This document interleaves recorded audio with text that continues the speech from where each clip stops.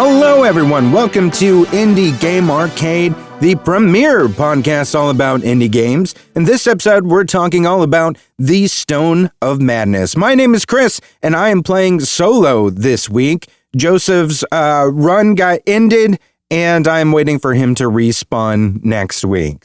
So wish me luck with this one. I wasn't prepared to go right on my own. Some things came up and we decided, you know what, let's just go for it. So also, obviously, this is not the premier podcast about indie games. I want to give a really quick shout out to No Small Games, which is a great indie game podcast that I just discovered recently and have been listening to the latest episodes while going back and binging quite a few as well. It's a really great podcast. If you love indie games, obviously you do because you're listening to this one and you're hearing all these words in your ears.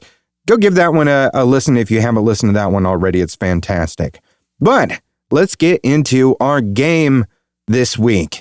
Game start! So the Stone of Madness released January 28th, 2025, developed by The Game Kitchen, also known for developing the Blasphemous series. And let me tell you, there are some things that definitely carry over from that series, not, directly, but the idea of a very religious heavy kind of story definitely carries through. And also the Spanish influence, obviously, because this is a Spanish development studio.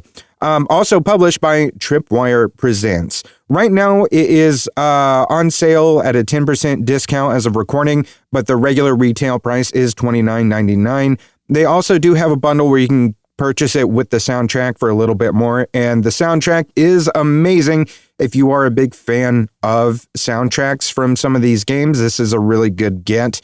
Especially a good one for if you like to have something to listen to while you're reading, which is me. Hello, I'm the problem. I can't believe I just made a Taylor Swift reference. Jesus.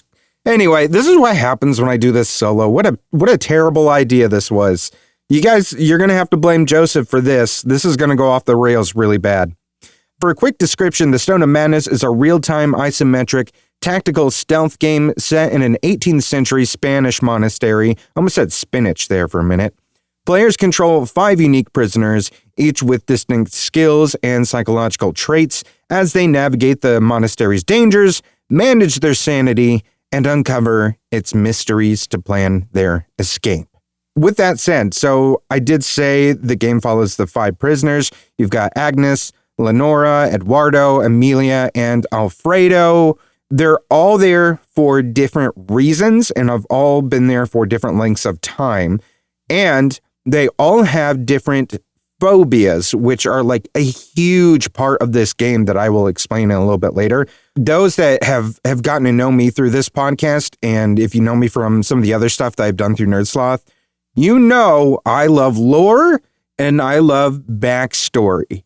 And there is so much backstory to all of these characters that you learn throughout the game, throughout playing them. And they are all so unique and also interesting. So far, based on where I am, Eduardo is my favorite. He's this big, cuddly brute who is mute and afraid of the dark. That is his phobia. But he's such a big sweetheart. I love this guy. He's great. Lenora, very, very quick runner-up as well. Like, she's just great. She's this very bloodthirsty, take no prisoners lady, but yeah, I'll get there. She's great, though. She's great. The big overall goal, obviously, is to escape. This game starts with you playing as Alfredo, who is a priest that basically started uncovering corruption there in this monastery. And as he began to speak out against the corruption and the things he found as he was investigating, the powers that be in this place declared him mad and imprisoned him there as well. So he's kind of your more lucid guy, and he is the one that really is doing the investigating. This is a very investigation, I don't want to say investigation heavy, but the plot narrative does revolve around somewhat of a mystery and an investigation, and Alfredo really is your man on the ground doing the work for that stuff. While the others are mostly utility to help you accomplish those goals as well. But like he is the investigator, right? He's the Sherlock of this thing. the aspect of him doing his investigating and all the other characters having those different utilities and things and being able to switch between them all is the core concept of this game. This is what the game is built around. Again, like I said, you alternate between 5 characters, utilizing their unique skills to perform actions. These are also upgradable, and each character does have a different expertise. For example, I was talking about Lenora earlier. She's basically an assassin. Eduardo is, they call him a giant. And to explain that, he's like the muscle. Not in the same way as Lenora. Like, Eduardo's not going to go, well, I mean, you can, but he's not really the go kill type. He is the move heavy objects, break open a locked door type. So the big feats of strength kind of guy. He also has this thing about him that's very handy in that he has been the prisoner that has been at this monastery the longest. There is an aspect of this game where there are tons of other patients around you, like at all times. Like you're sneaking around through all this stuff, this labyrinth of a monastery, trying to do the things you want to do, trying to avoid guards, right? And there are lots of these patients that, really are disturbed. Not that the characters you're playing don't have their own issues. I mean, they're there for a reason. But certain characters, if you do something with them, like start trying to loot something like a barrel, look for stuff, start trying to sneak around in an area you're not supposed to be in, some of those other patients will start causing a disturbance, making noise, getting upset. That can draw the attention of the guards. However, because Eduardo's been there for such a long time, everybody's very used to Eduardo. He can usually do whatever without setting anybody off. So he's got like that second utility there that makes him very, very powerful to have as part of your team. And when I say team, it's basically that even though you have 5 characters that you will be able to play over time, you don't get them all like right away. Each day, and I will explain how all this stuff functions, but you select 3 to go out into the monastery with. So anyway, Eduardo, always on the team. He's great. We talked about him to an exhaustive length. You've also got Amelia, who is this little girl. She's basically a rogue. She is the best sneak. She can hide in places the others can't. She can sneak through tight spaces and small places that the others can't, like pass through gates, essentially, that have like, the barred gates where you would have to find the key or break it. She can just slide right through the dang thing. And then you also have Agnes, who is this old woman. She is a witch who can cast spells, doing things like manipulating light and darkness, incapacitating people, healing. But for everything that all of these characters do and do well, there's always some kind of cost. Like anything Eduardo does when he's lifting, let's say, a heavy object, it will make noise, which could draw the guard's attention if there is a guard within earshot of what he's doing. Or with Agnes, every time she casts a spell, it takes a toll on her health. So there is always like that caveat, that management side of everything that you have to be very careful with. And speaking of that, so you've got your sanity management. Each character, as I said earlier, has specific traumas, phobias that affect their mental health. So you have a pool of sanity, essentially. And as that pool depletes, if it gets down to 0, it can trigger one of these, essentially like a traumatic event, which could lead to something with a negative effect, like developing paranoia, dementia. They could go through like a bout of violence or something, which will alter how they play or alter something about the game involving them. So those are definitely negative things. So you have to be very, very careful with managing those phobias. So for instance, I'll just talk about what some of those phobias are. If Eduardo is left in darkness, he can't perform the duties you want him to. This was something that happened with me. I had him and Alfredo having a lantern. Eduardo could follow Alfredo around and be fine because, light. But then I ended up needing Alfredo to go do something else. And I was like, I'll have him go do something else. I need Eduardo to try to break this door down while he does that. Since Alfredo left, it left Eduardo in the darkness. Eduardo was too scared. He couldn't break down the door. He'll just cower in fear while his sanity meter starts ticking down until you move him into the light or you move Alfredo back with his lamp to bring the light back to him. Likewise, Lenora is afraid of fire. Alfredo is afraid of corpses. Amelia is afraid of gargoyle statues. While some of that feels like, okay, well, I'll just avoid situations like that and then it won't be an issue, but it's literally impossible. And I'll explain why that is. So let's first go into stealth and exploration. This is a big place. It's a big monastery, very labyrinthine. There's guards everywhere. There's also those other patients that I talked about that might alert the guards if you do something they don't like and they get riled up. The main thing at the beginning of the game is Alfredo sees this woman being beaten and taken away. He wants to know where they're taking her.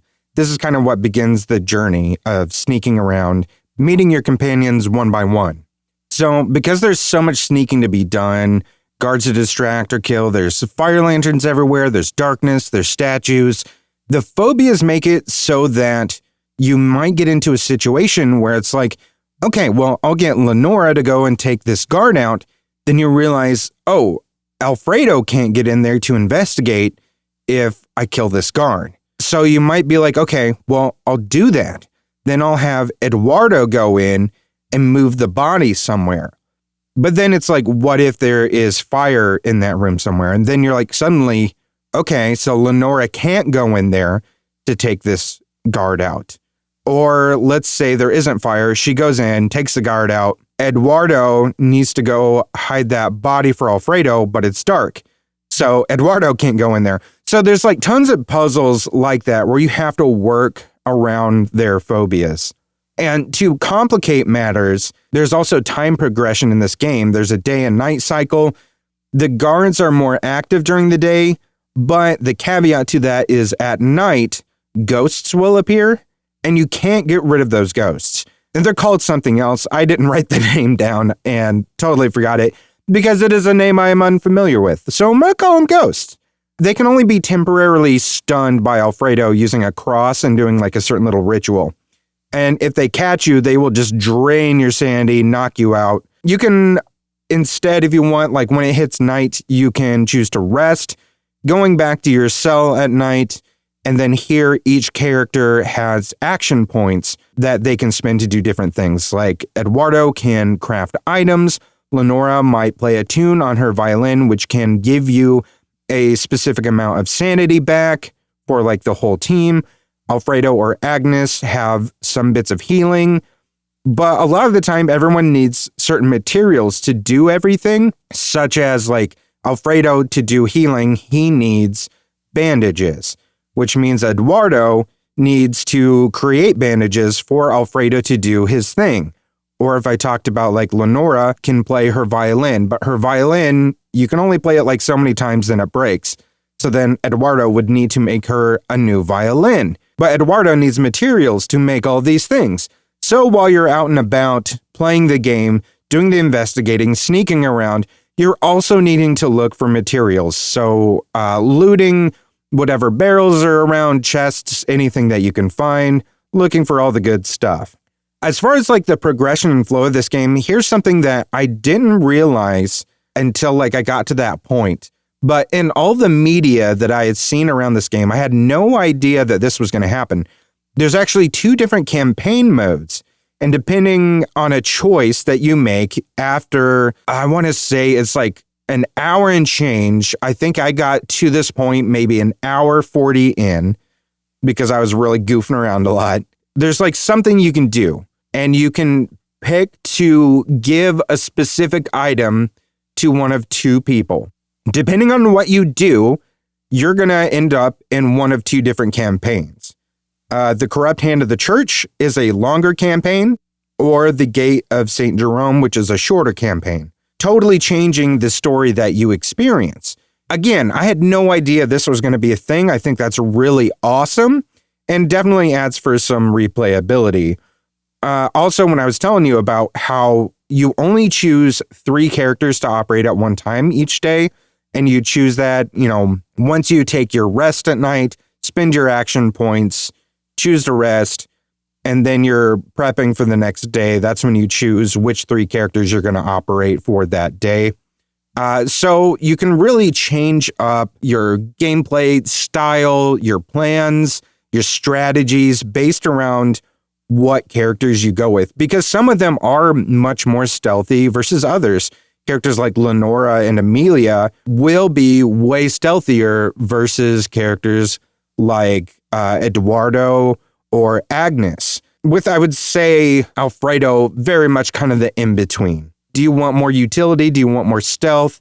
So let's get into the art of this game. I mean, let me say again real quick about the music. The music is haunting and beautiful. I talked about that a little bit at the top of the episode. But the art is gorgeous. It is a very hand-drawn style. It has a lot of fully animated cutscenes throughout this game that sometimes remind me of a very dark, I would say, earth tone-laden Don Bluth film. Like, I'm thinking of Anastasia kind of era Don Bluth. Obviously, that is not an equal, like, one-to-one, like, oh, it's totally this style. It just gives me a lot of, like, reminders of that. Maybe a little bit of All Dogs Go to Heaven thrown in that for sure. But it definitely evoked that kind of feeling, especially like watching some of those cutscenes. But it's a very gorgeous looking game. So overall, my experience with this game, it's got 3 difficulties to it when you first start playing. And I found that playing it on normal difficulty was still actually pretty challenging. And that's coming from someone who does play a lot of puzzle-minded games.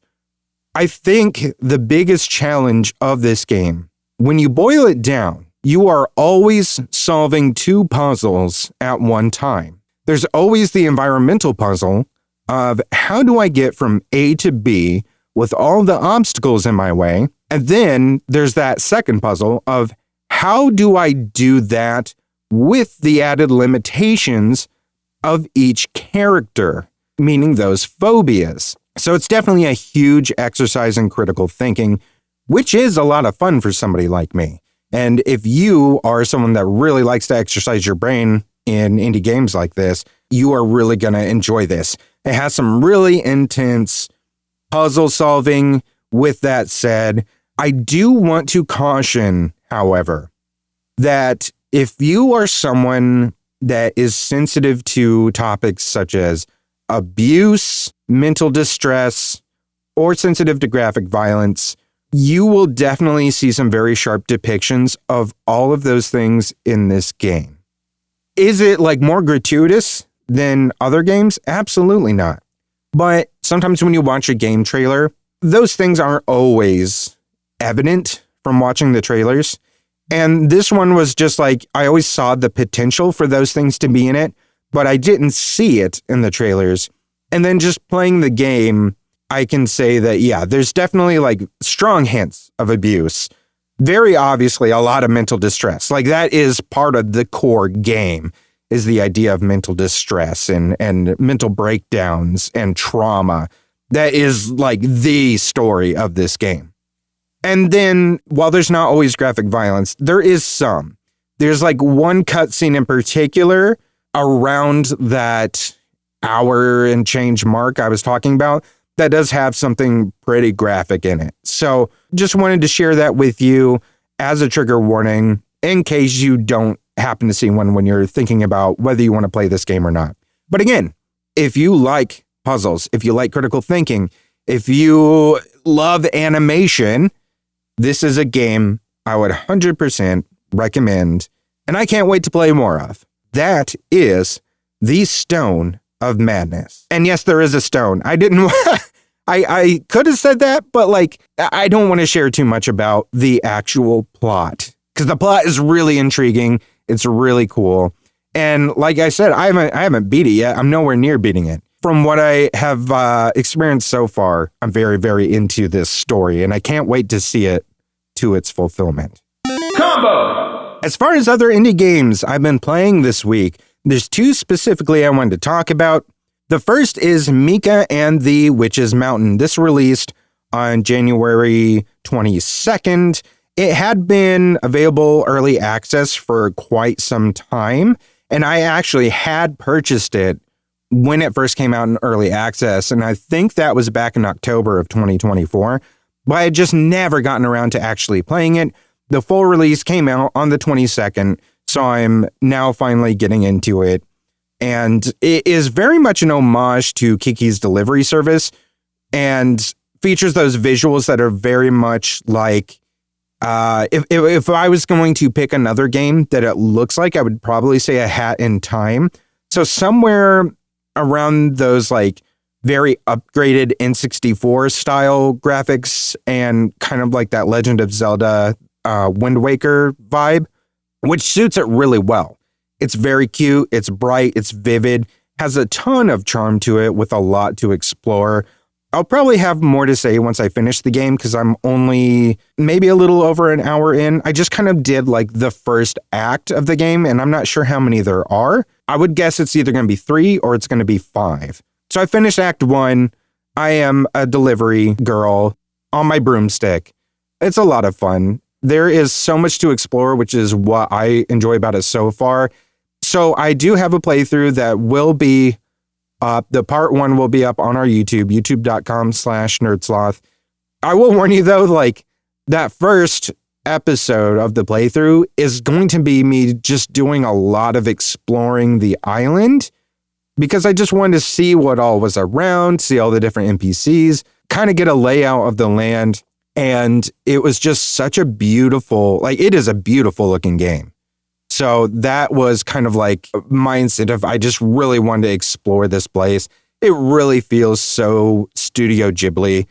And I was just so excited to finally get into this one. It was just delightful. The second game I wanted to get to and talk about that I've been playing is called Stray Path.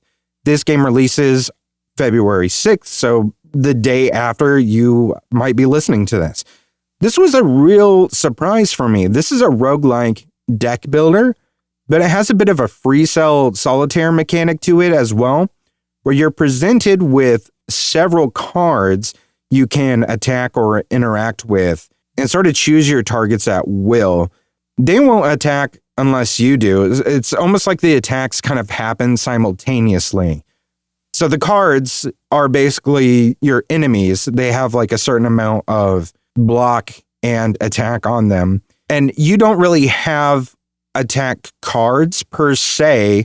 I'll explain that in a moment. You just have like an attack and amount of shield or block or whatever that you can sort of build up as you like upgrade things as you get farther in the game.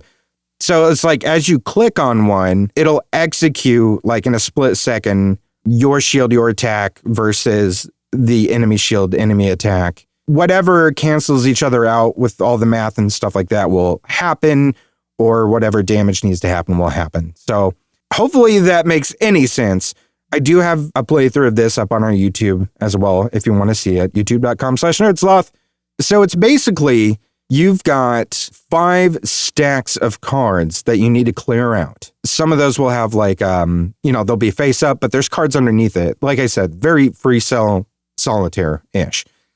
If I clear out one of those stacks and create an empty slot, one thing that I really like about this game is, let's say that on one of the other stacks, there's an enemy. I'm like, man, I definitely cannot fight this enemy right now. Like if I hit this enemy, and it will show you like just hovering over the enemy, it'll show you like on your health bar, like how much health you're going to lose on that attack, which is great. It is fantastic for strategizing. If you've got a free slot open, you can move any card to that slot out of the way, just like free cell. So you can just be like, shrink, move him over. It'll flip over the card that was underneath it. So maybe those will be other cards that you can attack for now. Or maybe it's a weapon card that you can drag down to one of I believe it's 2 or 3, can't remember which, weapon slots available for your character that you're playing, which is a cute little cat with 2 different color eyes. And you can use that weapon against them. Like maybe it's a sword that does like 8 damage. And usually, unless you have the boomerang, it'll exhaust that card as soon as you use it. There is a lot you can do with this. There's a lot of strategizing you can do, but like done in such a simple setup. It was very surprising to me how well done this was. You can also get upgrades, getting through like different rounds and stuff, opening chests that, like I said, will do different things like upgrading. You can choose to upgrade your attack or your armor or your luck. I definitely recommend boosting either your attack or your defense for a little while. That definitely helped me a lot. The boomerang item was really awesome.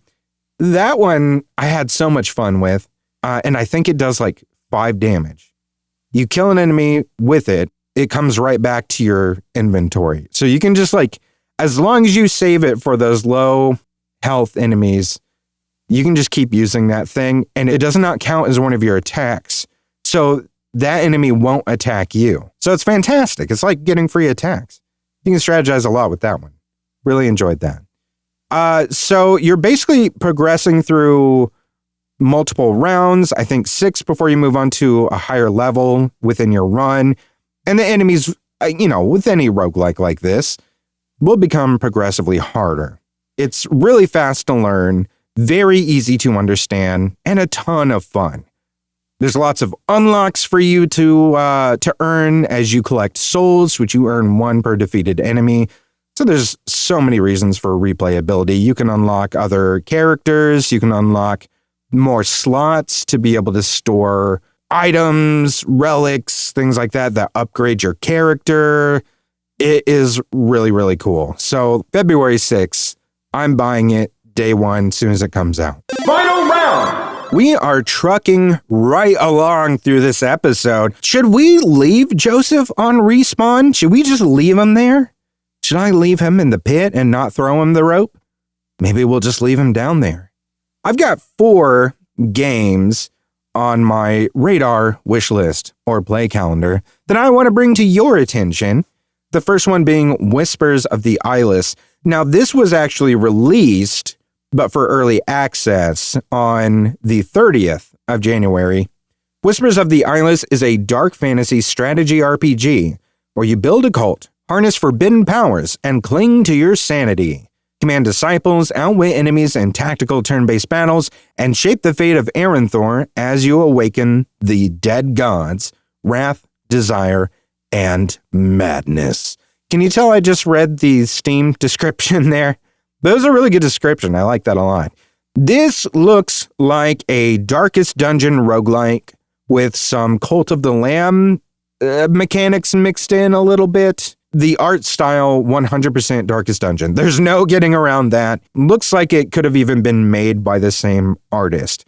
It doesn't have very many reviews so far, but the reviews are mostly positive. So I'm going to keep an eye on this early access game, watch the dev notes and updates while it hangs out in my wish list for a while, but it looks really promising. You guys know I love that Darkest Dungeon look. Darkest Dungeon, probably one of my top games of the last several years. Very, very addicting. I love how those games play. The idea of taking that model and applying it to other game genres and styles, that's going to be an attention grabber for me every single time. So very, very interested in this one. I'm going to keep an eye on it and see how things go. The next game is Keep Driving. This comes out February 6th. This is an atmospheric management RPG about life on the open road. Pick up hitchhikers, work odd jobs, customize and repair your car, and map your route across the country. It also seems like it's going to have an awesome soundtrack. Like, check out that trailer for it. It looks really cool.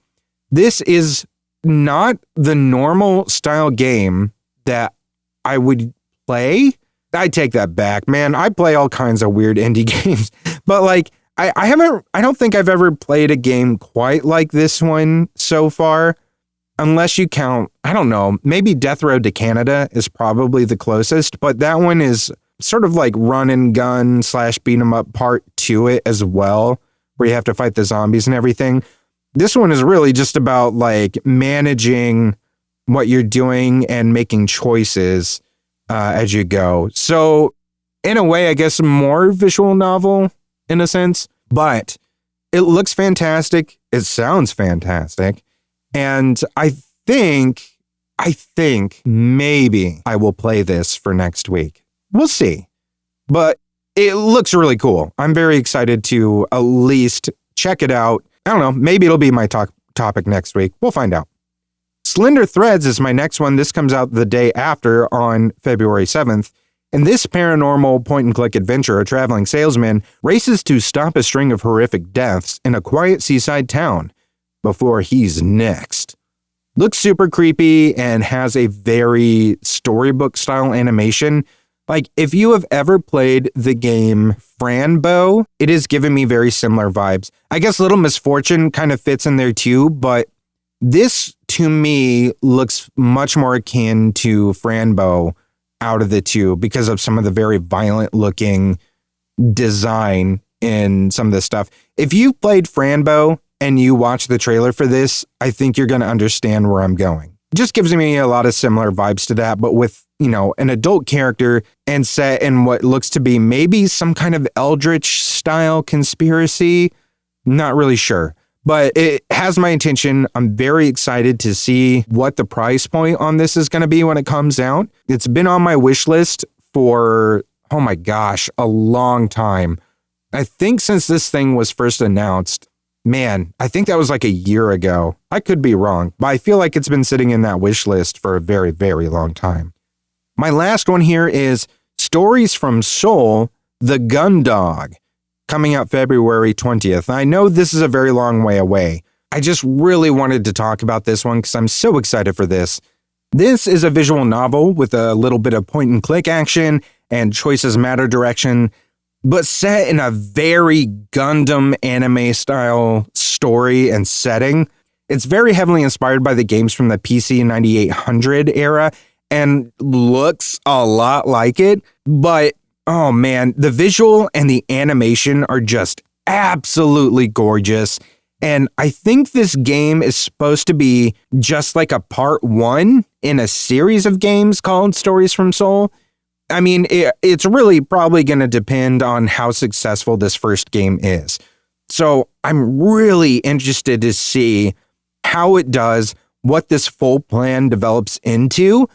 As someone who really loves a good mecha style story, like Gundam Wing, Code Geass, or Gunbuster, those being like my top, I am so excited for this one.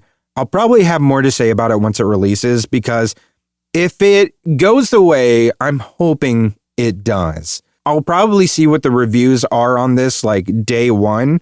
If it's looking fairly favorable, like I'm buying this, I'm probably going to be doing a full playthrough of this thing, because this looks like it was made 100% for me. This is probably the one out of everything that I am the most excited for. And I really, real quick, want to take some time to ask all of you, what indie games are you playing? We've never really asked that question, but it's something that we've wanted to and kept forgetting to put in our notes to ask. We've talked about this so many times too, but we wanted to ask, like, what indie games are you playing? What indie games are you excited for? Let us know. Send us a message over on like Blue Sky, which is at NerdSloth, or send us an email. You can do that by sending one to podcasts@nerdsloth.com and just put in the subject line Indie Game Arcade or IGA, so I just know which show it's going to. I intercept all the email. It just helps me like know like which one it's for, because we have like a lot of different things. So that'll help me organize stuff. Otherwise, I'm going to go insane. But you know what is not insane? You doing me a quick favor and sharing this episode with someone who loves indie games. As always, you can catch me playing some of the games we discussed on the show, along with tons of other Let's Play content over on our YouTube channel, youtube.com/nerdsloth. You remember that time I mentioned that during the episode? Like 3 times? I don't know. You can also catch hundreds of hours of bonus content for just $1 a month by subscribing to the Nerdsloth Treehouse over at patreon.com/nerdsloth. We also have an exclusive podcast there called the Nerdsloth Podcast for those at the $5 tier as well, along with a few other exclusives only available to those members. At nerdsloth.com, you can find a link to our Discord server. That link is also available if you are on like our Blue Sky or any of our other social medias, and you click the link in our bio, you'll be able to find a link to the Discord when you get to our link tree. It'll be there. We have a lot of people in our Discord server. They're such a great group of people. We love them to death. We have met all these people through doing all the podcasts that we have, and a lot of them have become our best friends, lifelong friends. They're great people. So come over and join us. You can also join our subreddit if you like for Indie Game Arcade and help me post more reviews of the indie games that we talk about or any indie games that you're playing so more folks can find games that suit their playstyle. Game over. That's game over for me. My name is Chris, and I'll continue on the next episode. Continue. Indie Game Arcade is recorded and produced by Sloth Creative. If you're looking for more gaming content, head over to youtube.com/nerdsloth. For additional podcasts, go to nerdsloth.com. If you'd like to support the show, there are multiple tiers available at patreon.com/nerdsloth, with hundreds of hours of bonus content from everything we do at Sloth Creative, including bonus gameplay videos of the games we talk about on the show. The theme music for the show is Retro Game Tapes by Audio Lime. If you'd like to get in touch with us, or if you're an indie game developer and would like us to consider reviewing your game, send us an email to podcasts@nerdsloth.com with the subject line Indie Game Arcade.